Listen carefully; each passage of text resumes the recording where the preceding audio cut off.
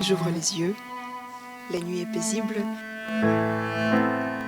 mais j'ai une sensation étrange.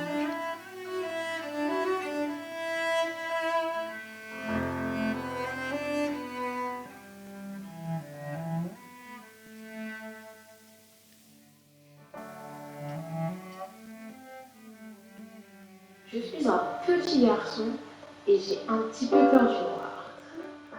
Quand tout à coup, L'aiguille de mon horloge n'avance plus.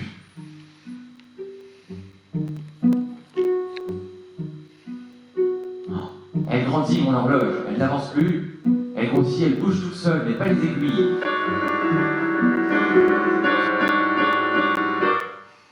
Quand soudain une cuisse de poulet fend le ciel.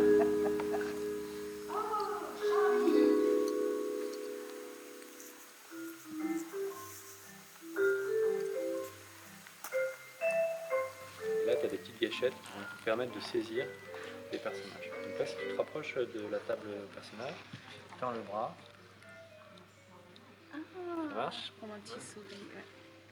Et voilà, tu peux la mettre dans la... Voilà, super, et nous on la voit. La subtilité, c'est que l'histoire en fait qu'elle doit raconter, elle est décidée, en tout cas incitée, par des informations textuelles qui vont lui apparaître dans l'espace virtuel, mais qui vont être envoyées par un iPad. Et donc voilà, vous pourrez choisir ce que vous voulez voir comme histoire. On a organisé il y a 2 semaines des ateliers d'écriture avec des habitants et des habitantes de Nancy, dont je reconnais d'ailleurs certaines participantes. Et donc à partir de toutes ces histoires qui ont été racontées, on a comme ça créé un grand arbre d'histoire avec plein d'embranchements narratifs, plein de possibilités. je trouve du bois. Je décide de faire une cabane. Au bout d'une heure, elle finit. Et au bout de 5, je me fais manger par un zombie. Je suis triste, je pleure.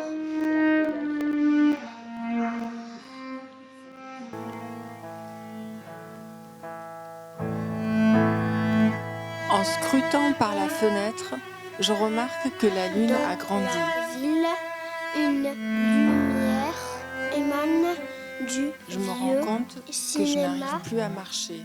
Mon corps se met à voler.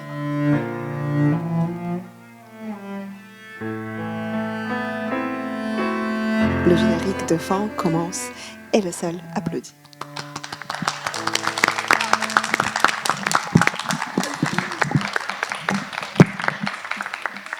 Il y en a des enfants qui jouent et nous, à notre âge, on joue quand même. Ça nous fait plaisir. Et ça me fait plaisir aussi vous connaître et faire de cette expérience.